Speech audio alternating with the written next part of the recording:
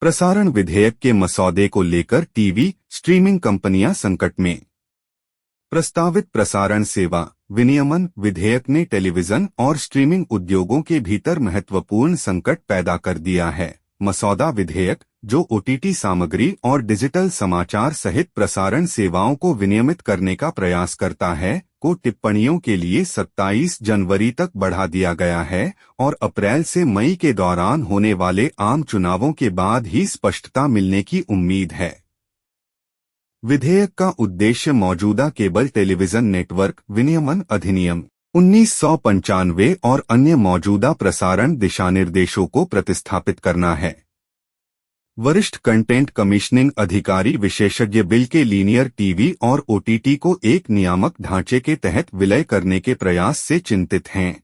उनका तर्क है कि यह कदम नवाचार को रोकता है और उद्योग को दशकों तक पीछे ले जा सकता है। एक विशेष चिंता सामग्री मूल्यांकन समिति (सीसी) की स्थापना है, जिसके लिए प्रसारकों को इस निकाय के माध्यम से अपने कार्यक्रमों को प्रमाणित करने की आवश्यकता होगी, जो संभावित रूप से रचनात्मक स्वतंत्रता को प्रभावित करेगा और अतिरिक्त वित्तीय बोझ डालेगा।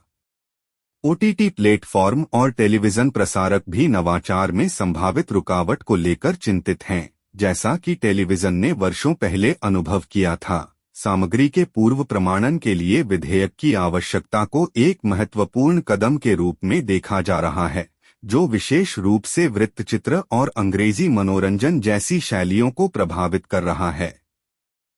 मीडिया के सभी रूपों को एक छतरी के नीचे संयोजित करने की आड़ में इस प्रकार का सूक्ष्म प्रबंधन केवल प्रसारण उद्योग की मृत्यु को तेज करेगा।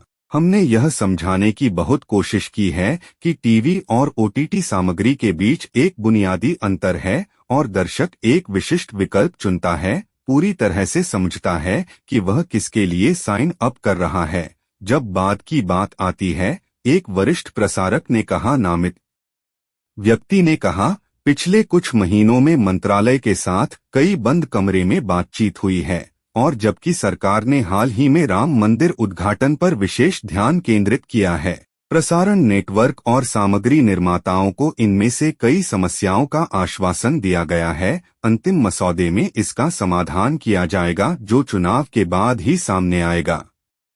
स्टूडियो प्रमुखों और प्रसारण नेटवर्क अधिकारियों को परेशान करने वाला एक प्रमुख मुद्दा सामग्री मूल्यांकन समिति का निर्माण है। ओटीटी खिलाड़ी इस समय बहुत चिंतित हैं। टेलीविजन ने वैसे भी वर्षों पहले नवप्रवर्तन करना बंद कर दिया है। स्ट्रीमिंग सामग्री के साथ भी ऐसा ही होगा, क्योंकि पूर्व प्रमाणन में अनिवार्य रूप से 20 साल लग जाते हैं, एक अन्य प्रसारण नेटवर्क कार्यकारी ने कहा।